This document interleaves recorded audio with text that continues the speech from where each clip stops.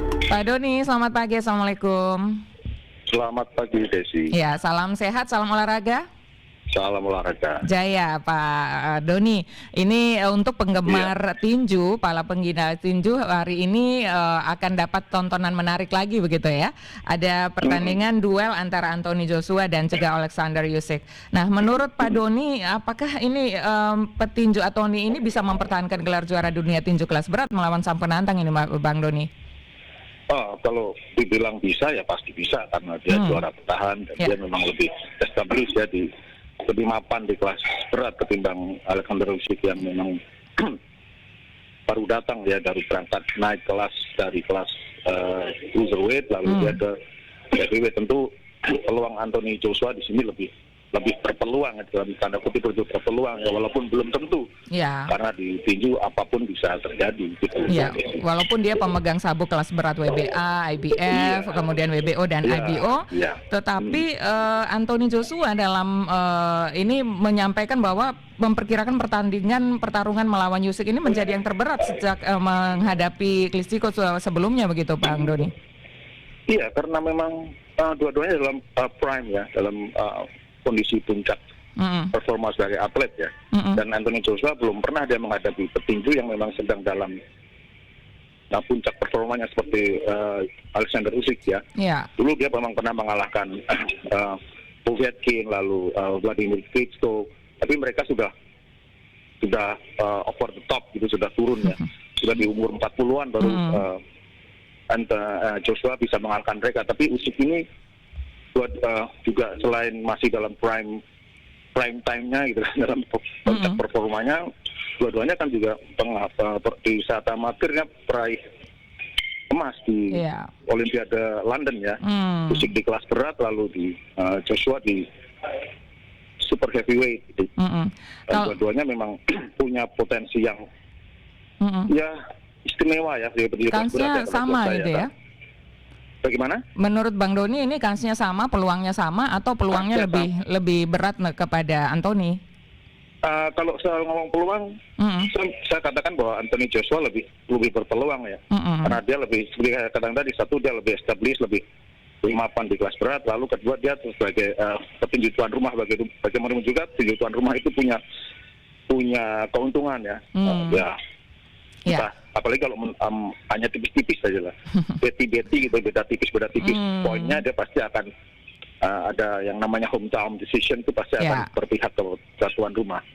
Tapi juga ini Anthony bertanding nanti dengan beban moral untuk mempertahankan gelar kelas berat dunianya pasti. Ini Pak Bang Doni ya. Kalau saya pikir beban itu saya pikir sudah bukan untuk level dia, sudah bukan masalah. Sudah bukan masalah lagi ya? Sudah bukan masalah itu untuk harus di-skip itu. Untuk level sudah juara seperti dunia Anthony ini sudah bukan masalah gitu lagi. Itu sudah lewat tuh masa. Tegang itu pure technical kalau sekarang saya pikir ya. Pure technical, lalu faktor tuan rumah itu pendukungnya lah, tapi ini benar-benar pertandingan teknis ya, bukan masalah mental lagi. Mental itu saya pikir sama udah lewat ya levelnya ya, sama-sama hebat, levelnya udah jangan diragukan lagi lah. Bang Doni, kalau ngomong soal teknis begitu ya, ini duel ini kan akan mempertemukan dua petinju ortodoks melawan petinju kidal begitu ya. Jadi dari ini apakah Anda melihat ini nanti apakah ada menguntungkan salah satu pihaknya atau seperti apa, Bang Doni? Banyak orang yang bilang Southpaw itu lebih menguntungkan ya, karena stance-nya memang beda, sudut angle pukulannya beda, terutama kakinya yang memang akan selalu diwaspadai oleh petinju yang ortodoks ya, karena sering nyangkut gitulah. Tapi ya untuk level sekarang memang seperti saya bilang tadi, untuk level seperti Joshua ya, untuk menghadapi itu ortodoks atau enggak, sudah sama lah. Ya sudah prepare gitu kan, persiapannya semuanya sudah dia lakukan. Jadi kalaupun ada kendala itu ya sangat kecil lah, faktor seperti itu sangat kecil. Ini pure teknis gitu, bagaimana dua-duanya sebagai mantan juara sebagai juara Olimpiade lalu sekarang sebagai juara dunia bisa memperlihatkan ya kemampuan teknis mereka yang terbaik. Tapi kan itu kuncinya di teknisnya. Kalau soal masalah mental lalu keuntungan Southpaw atau ortodoks itu sudah bukan hal yang Mereka sudah bukan sama-sama hal yang tahu ini ya. menjadi, beban buat mereka. Jadi sudah sama-sama tahu dan sudah bertahun-tahun. Ini sudah mungkin sama-sama sebelum tahu. ini juga sudah pernah bertemu ya, petinju yang kidal juga, dan ini juga bisa dipersiapkan begitu. Bagaimana untuk cara melawan mereka begitu ya? Iya. Oke. Anthony juga sudah punya pengalaman untuk menghadapi petinju kidal dan dia selalu menang kok. Oke. Dan ini kita harapkan bisa menjadi pertandingan yang menarik, yang bisa mewarnai pandemi ini, walaupun kita nontonnya dari jauh gitu ya. Iya. Memang yang menarik di sini tekniknya bagaimana dua petinju yang dipandang sebagai the best fight boxer ya di kelas berat dan cruiser akan bertemu di kelas berat gitu ya. Yeah. Apalagi Alexander Usyk ini challenge-nya adalah dia bisa mengulangi prestasi Evander Holyfield yang dulu raja cruiser, lalu dia bisa menjadi juara kelas berat di tahun 93 ketika dia mengalahkan James Buster Douglas ya. Iya. Nah itu yang nostalgia ini juga sekarang. Jadi ini ya, jadi salah satu modal juga begitu. Bang Doni, tidak seperti Joshua kalau kita ngomong ya, yang kehilangan gelar, pernah kehilangan gelar kelas berat dunianya dari Andy Ruiz dalam penghentian mengejutkan di Madison Square pada 2019 kalau kita ingat, Bang Doni ya.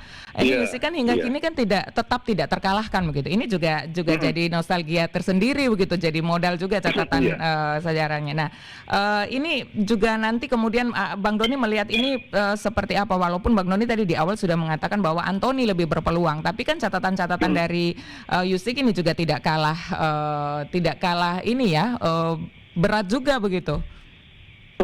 Oh iya pasti, karena Usyk ini kan memang dianggap sebagai salah satu petinju dengan teknik terbaik ya, dia boxer yang sangat hebat, dia sangat lincah.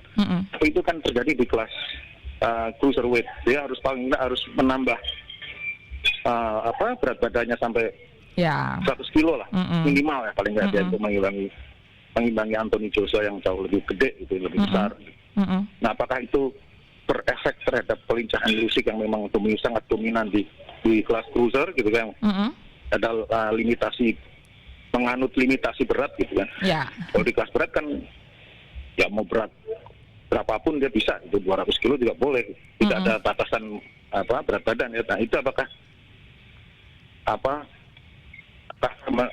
bisa Usyk membuktikan bahwa dengan menambah bebannya dia akan kehilangan kelincahannya atau tidak, karena selamanya menjadi andalan Alexander Usyk karena memang kelincahan gerakannya dan kecepatannya, apakah itu hilang atau tidak. Nah itu akan kita lihat nanti di we'll see ya. Kita akan lihat nanti apakah dengan perubahan ini akan berpengaruh pada performanya atau tidak begitu Bang Doni ya. Iya. Oke, Bang Doni, jadi Bang Doni megang Anthony, saya pegang Usyk aja lah, biar kita nanti bisa komunikasi kira-kira jagoan kita yang menang yang mana. Kalau Bang Doni nanti misalnya Anthony yang kalah, saya minta nyanyi lagu Queen ya nanti ya. Oke, masih aktif nyanyi juga Bang Doni ya? Bagaimana? Masih aktif nyanyi-nyanyi juga di pandemi seperti ini? Ya agak sepi lah. Agak sepi ya. Jadi kita alihkan dulu.